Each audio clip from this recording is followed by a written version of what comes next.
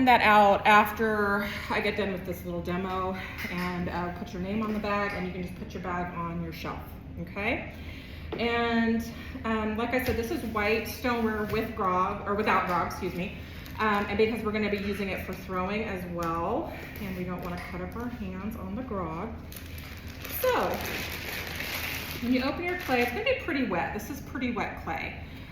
Wetter than what we were using last week. So that being said, you kind of have to go with the flow on it. Hello. And listen to the clay. So if it's telling you, like not literally, but if it's saying, you know, I'm too wet, or it's collapsing on you, or it's not holding its shape, let it rest. Go get the hair dryer, dry it up with the hair dryer. Especially with the teapot, you know, we're adding things like a spout, we're adding things like a handle, and a lid, of course, and we don't want those things to kind of sink in or anything, okay? So you're gonna start by making 2 balls about the same, this is for the teapot, okay? About the same size. So I can see this one's bigger. I'm just gonna pull some of that off. Your name's not on there yet, so if you just want it, you can go ahead and sign in.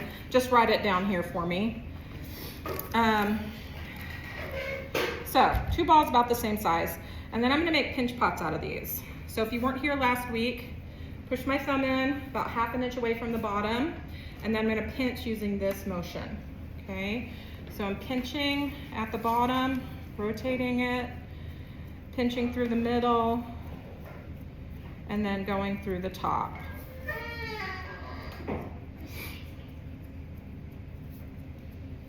The bigger you want your teapot to be, the bigger your pinch pots need to be.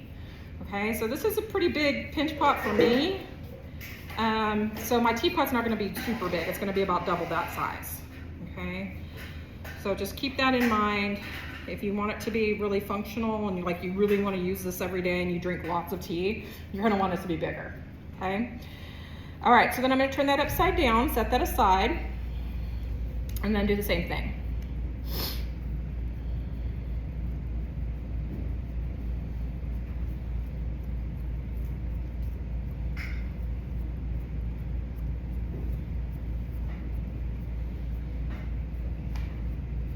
And then every once in a while, I'm just gonna stop and see, okay, how much bigger does that need to be? Because I'm gonna join these 2 on the rims. So it needs to be quite a bit bigger.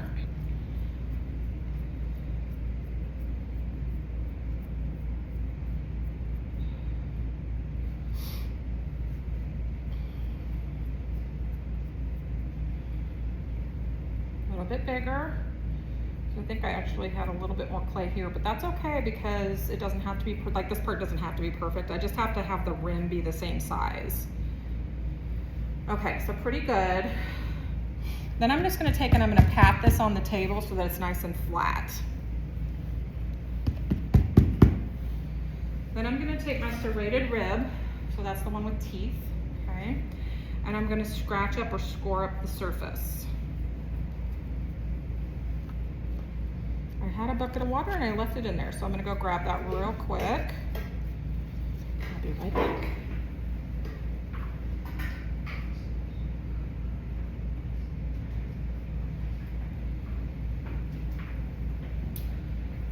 And so then I'm just gonna take a little bit of water on my finger and I'm gonna rub it on the rim. So just a little bit, I don't need a ton. And then I'm gonna do that on the other side too. And then I'm gonna put these 2 together by lining the rims up and then just gently closing them together, okay? And I'm kind of moving them back and forth, just kind of compressing them so that I get a nice seal. Because what I'm trying to do here is create what we call an enclosed volume, okay? So an enclosed volume is what it sounds like. You have a volume of air in there that's enclosed by the clay. And that's gonna help support the clay. So I can change the shape of this quite a bit once I get it fully sealed. So then I'm gonna take my wooden knife and I'm gonna use the rounded edge of it, and I'm just gonna go back and forth, kind of up and down. And I know it doesn't look pretty right now, but that's okay. I'm gonna fix it here in a minute. And just go back and forth and really seal that clay together.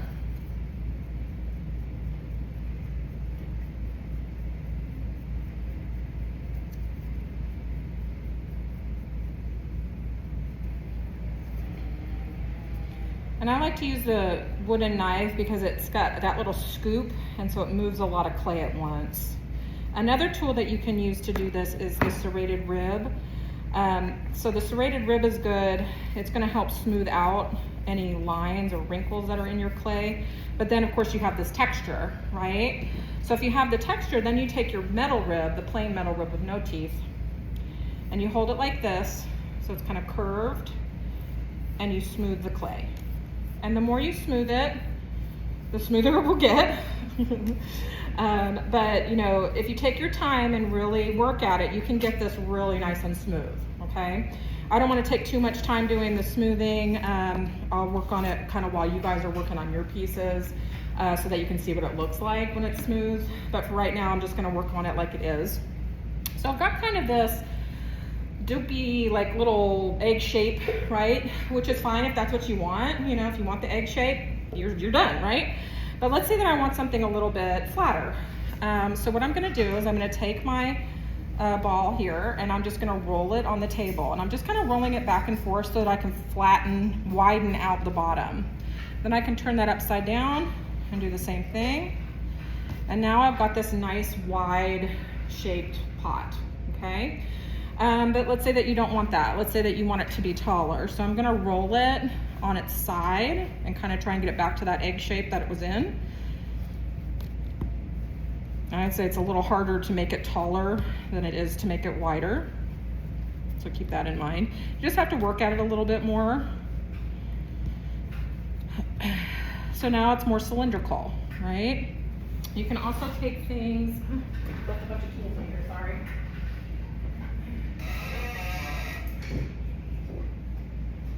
You can also take things like a paddle, and you can paddle, like if you don't want this ridge right here, you can paddle that rounded.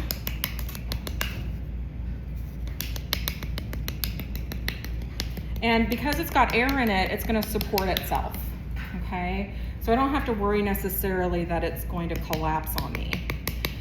Okay, another, of course you can, I showed you last week about how you can make it more into like a square shape if you want it to be more geometric. So you do the same thing here. You're gonna pat it, rotate it, pat it, rotate it, pat it, etc.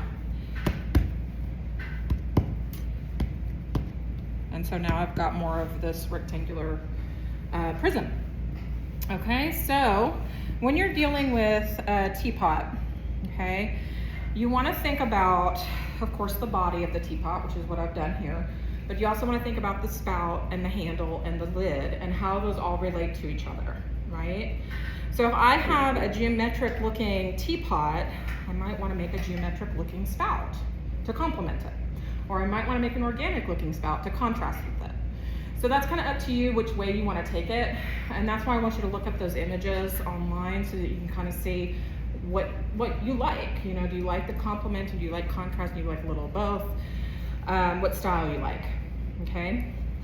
All right, so I'm gonna turn this more into a rounded shape because I like rounded a little bit more for my work.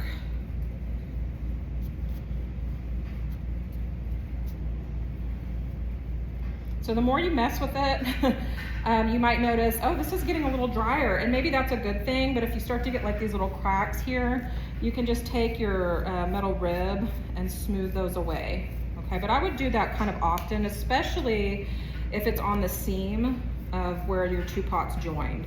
If you see a crack starting there, make sure to just close that up right away, okay? Okay. Another optional thing that you can add onto the teapot is the feet of the teapot. That's not something you have to do for this project, but if you want to, I would add those last, okay, in most cases. Kind of make this a little bit more round. Okay, I'm gonna stop messing with it. So now I'm ready to make the handle. So I'm gonna make the handle second, the spout third, and then I'm gonna do the lid last, okay? And keep in mind, guys, that what I'm showing you is one way to do it, okay? You guys can do this, I mean, as long as it's a pinch pot, I don't care how you do it, okay? And as long as you're not going in there and throwing a teapot on the wheel or something, we're good, okay? All right, so I'm gonna take some clay and I'm gonna squish it into a coil shape, but a tapered coil. So I'm gonna have one end that's thicker and one end that's thinner. And then I'm gonna take and I'm gonna roll this on the table. So I'm kind of rolling a coil, but my coil is not even, right? It's tapered. When you look at your teapots online, you're gonna notice that a lot of the handles are gonna be tapered. And that's because it kind of looks like it's growing out of the teapot that way. A lot of handmade mugs also have tapered handles. It just gives it a really nice organic feel.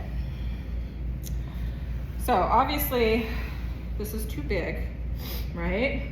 When you look at that, you think it's too big? Yeah? Okay, hopefully you guys can see that. It looks a little big for me. If you were gonna go over the top, that would be fine. But I think for a side handle, it's a little too big. So what I'm gonna do is I'm gonna take my needle tool. What did I do with it? It's right here. Thank you. Love it, thanks. And I'm just gonna cut, I don't need it to be this thick on the end. So I'm just gonna cut that down. And I'm actually gonna cut it at an angle. So you can kind of see the angle that I cut it at. It's not straight across. And that is because when I put my handle on, I want it to kind of come up at an angle. I don't want it to come straight out. I just think it looks better like that. But again, that's kind of like a personal preference. So you guys can do what you want to do. But if you want it to kind of feel like it's growing out, that's what I would do. And then I'll kind of see, that looks a lot better to me. And so you can see I'm just kind of putting it on here. And I have this on the banding wheel. I have it on a banding wheel and then on a wear board. I suggest doing that. So the banding wheels are down here, and then the wear boards are in the other room, okay? So I suggest doing that because I can pick up my teapot now and I don't have to pick up the actual clay, I can just pick up the board. And then I can also use this very easily turn it so I can see it from all different angles, okay? All right, so I'm gonna put my handle back on there. And I'm gonna look from the side. I like it. It comes up really high, but I like that because it kind of gives it a little bit of like, silly, but it's like attitude, like it's like got its hand on its hip, you know? But do what you want, do what you think looks good. You can also think about function.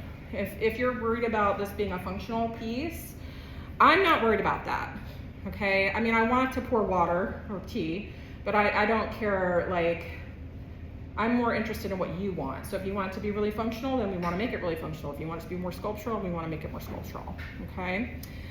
All right, so I get this on here, and then I'm gonna go ahead and mark where that handle's gonna go with my needle tool. Just kind of make a little circle on there, and just mark the bottom, so I know where I need to score. Then I'm gonna take my serrated rib, and I'm gonna score this up. I'm also gonna score up the bottom, and then I'll score up my teapot.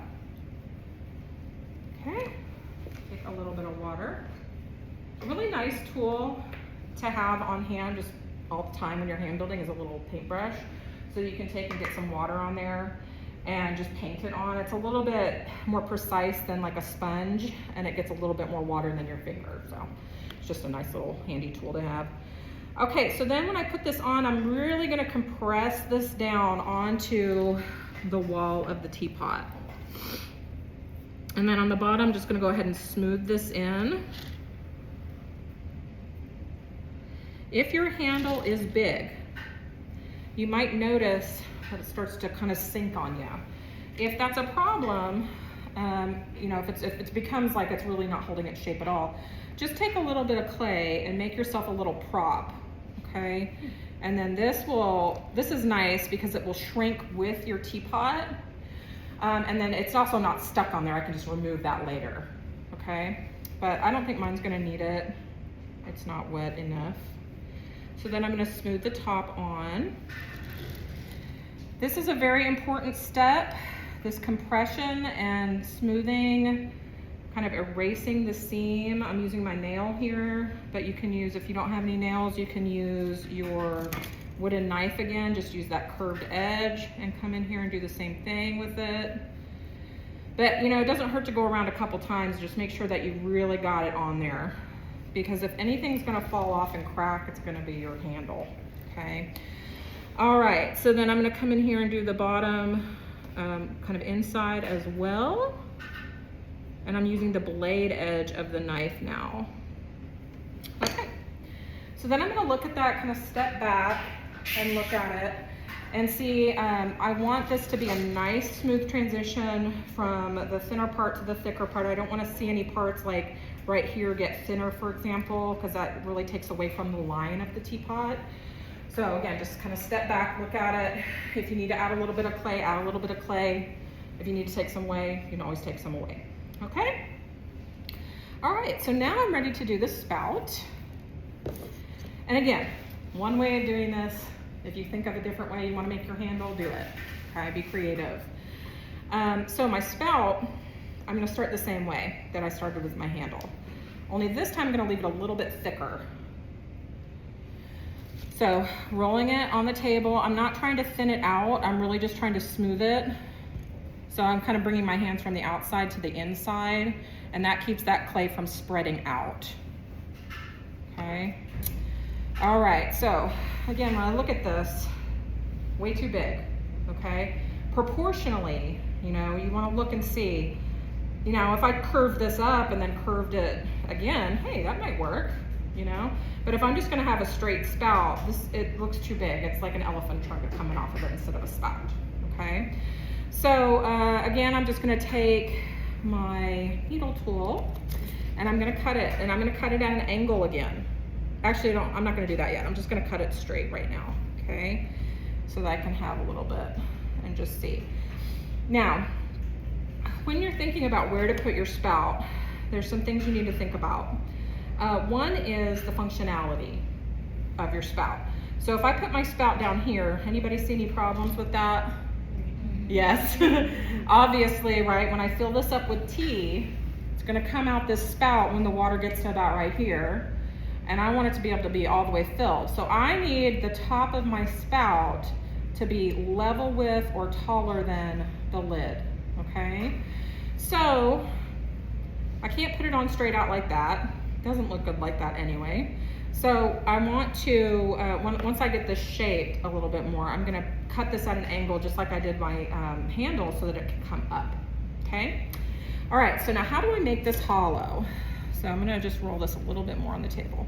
So I'm gonna take my needle tool or anything with a cylindrical handle on it, and I'm gonna push this up through the middle of my spout. And I'm hopefully coming out pretty close to the middle, if not just back it up and then come out like that, okay?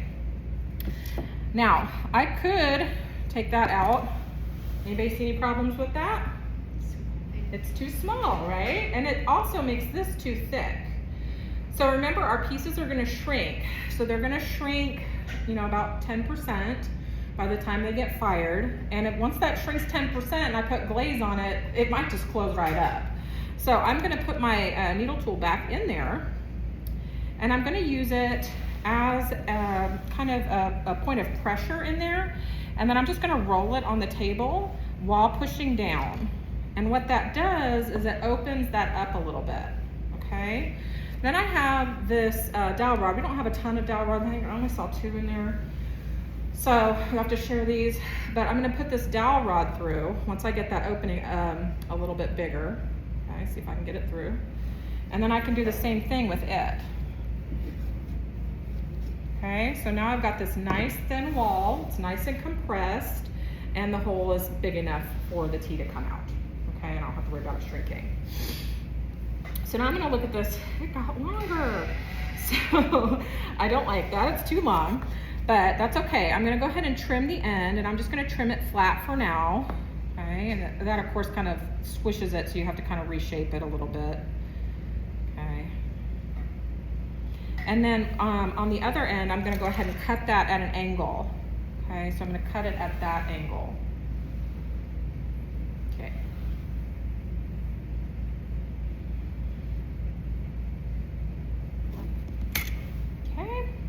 So now it looks like that, right? Get that in the video. All right, so then when I put this on, okay, that's much more proportional, and it sticks up at the right angle so that my lid and my spout are kind of level to each other. Now I want to look and see, does it look good with the handle? What do you guys think? Opinions, just opinions. Yes? Yes. Anybody do anything different? How would you go about making this spout curve? Kind of curve. That's what I was thinking. It needs a little curve. That's kind of what I was thinking. So what I'll do here is I'll take my dowel rod and I'll put it back in here, and then I'm just going to use it to kind of push. See that edge? And that's already giving it a little bit of curve. And then use that pinch technique that we learned, right? So that you can kind of curve. You can use your pinching to kind of curve it a little bit more. Okay. Now, if you want something like a real S, like a real curvy curve, what I would do is I would make it solid, shape it the way you want it, cut it in half, hollow it out with a trimming tool, and then put it back together. Okay? So that's another way you can do it. It's just a little bit more labor intensive, but it works because it gives you that sculptural feel. Okay? Okay, so then I like that better. To me, it mimics the nice curve of the handle. So I like that. So I'm gonna go ahead and look at this from the front. Boy, is that crooked.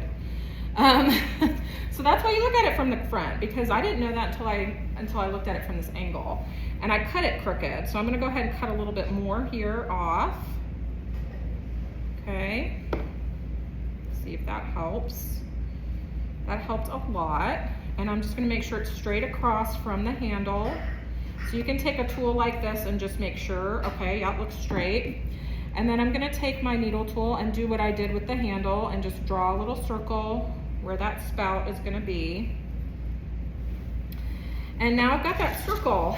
Anybody own a teapot in here?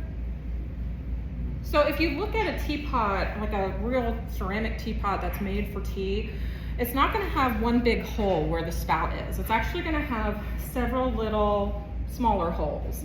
And what that is a little built-in filter. So if you put tea leaves or tea bags in there, it's not gonna clog up your spout, okay? So that being said, I'm not gonna just cut this hole out. Now, make sure that you're happy with the shape of your teapot before you do this next step. Because once I poke a hole in here, the air can get out and it's not gonna be like that enclosed volume anymore. That kind of balloon is gonna be deflated. So it's not gonna necessarily collapse on you, but if you wanna change the shape or do anything else to it, do it before you do this step. So I'm gonna take my needle tool and I'm just gonna drill a hole, and it can't be that small. It can't just be the width of the needle, okay? So I'm gonna make it the width of the handle. So I'm just gonna take and twist that until it goes all the way in. So about 1/4 of an inch, okay? And then I'm gonna do that a few more times. And I would say, make it look nice, make it look like a pattern, because you will be able to see this from the inside when you're cleaning it. And everything we do, whether we're making a teapot or we're making something like a painting, you want that to be intentional, right? So make a little pattern, make it look nice. And then I'm gonna go ahead and attach this. So you just attach it the same way we've been attaching everything, score it up.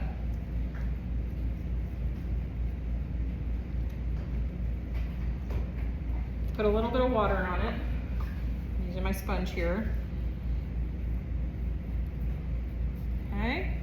And then you're just going to attach it, kind of follow those lines, those guidelines that you put on there, and then double check before you seal it. Okay, make sure it looks good from this angle, from the front, from the back. Make sure it's lined up, straight across from the handle. Okay, and then you can come in here and seal it onto the body.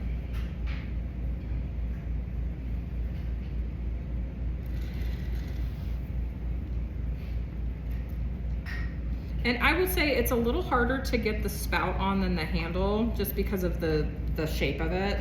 So if you're having trouble, of course, use your tools, but if you're still having trouble, you can take like a little tiny coil of clay and put it around where the spout is attached. So let me show you what I mean. Just take a little tiny coil like this, put a little bit of water where you're attaching it, and then just kind of wrap it around. And then that will give you a little bit more clay to work with. And you don't have to serrate it? When you're doing stuff like this, I would say no. Okay. If your clay is on the drier side, yes. Okay. Okay, but my clay's plenty wet, so yeah, good question.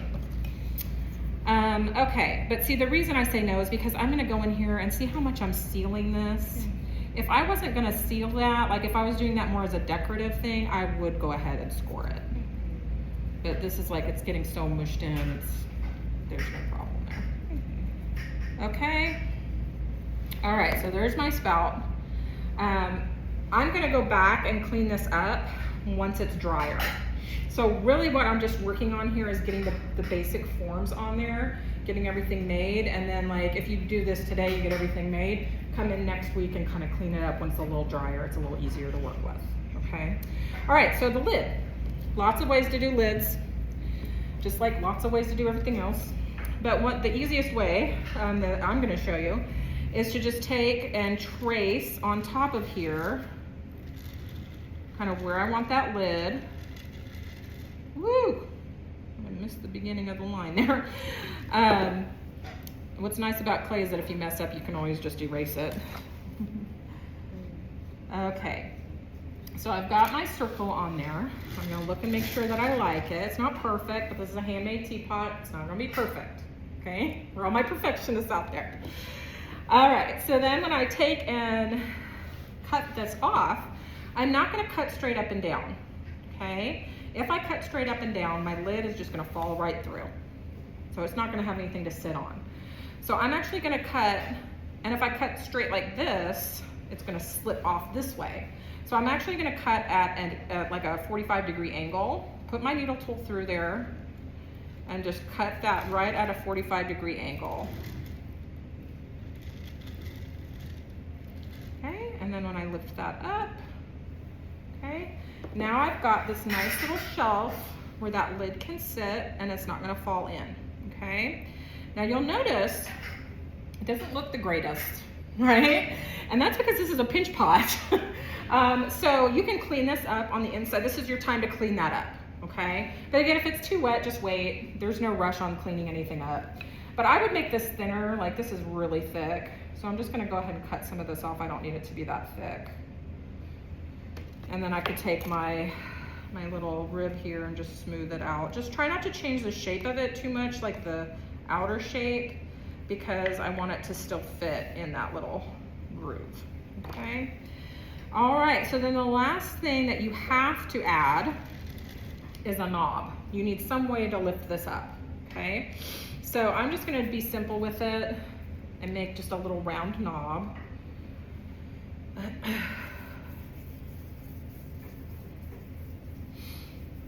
Okay, so something like that, score it.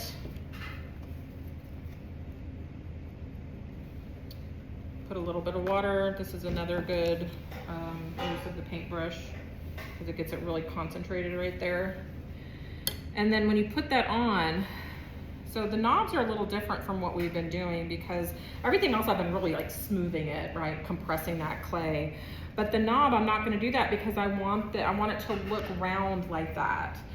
But I do have to seal it on there. I can't just put it on there and say, okay, I'm done, because that's not gonna stay. That will fall off. So I'm gonna take my needle tool and I'm gonna use the side of it. And I'm just gonna go right down by the bottom and I'm gonna smooth that together, okay? So I am smoothing it. It's just more delicate and it's more hidden so that you get that look that you want. Now, I think I mentioned this last time, but I'm gonna mention it again. When you are working with a handle or a knob, do not pick this up by the handle or the knob until it's been fired, okay? Especially when it's bone dry, okay? Bone dry is like your pinch pots over there on the shelf now, those are bone dry. Those are super fragile, and this may look like it'll support it, but it will not, okay? I promise you. I've seen many people break it's horrible. They break their handles right off their teapots. So sad. So just make sure that you don't do that, okay? Pick it up from the bottom. Your lid is a little tricky, but you kind of have to just pick it up from the edges if you want to get in there and kind of clean that up, okay? Now, another thing you can do is add feet to this. I'm not gonna do that, but it's pretty self-explanatory. I'm not gonna do it because my clay's too wet. If I went and add feet to this, it'd probably sink into the bottom. So if you wanna add feet, I would probably wait until next week to do that, okay? All right, now that's one option for you guys. You can do your teapot if you want to. If you wanna do the sculptural piece, it's completely different. In a way, it's similar because you're gonna take multiple pinch pots and you're gonna put them together, but you're going to do it in a more sculptural way. So you're not making something functional necessarily. It can be functional if you want it to have a function. But, so what I'm gonna do is I'm just gonna take a couple pinch pots and show you some things that you can do with them, okay? So just bear with me while I make a couple of these little ones here.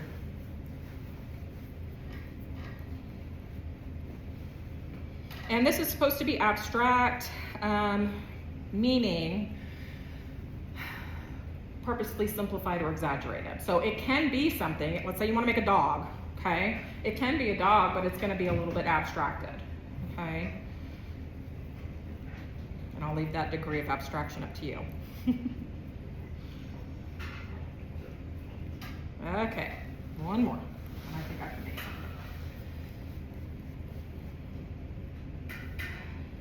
So kind of the point of this project is to kind of think about using multiple parts to make a larger piece, okay?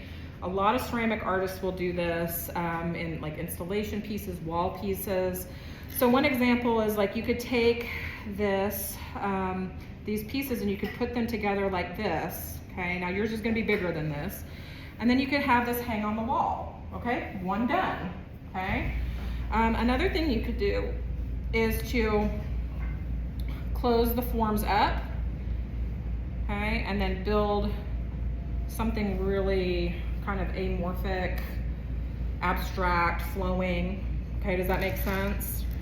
Another thing you could do is to use them upside down, okay?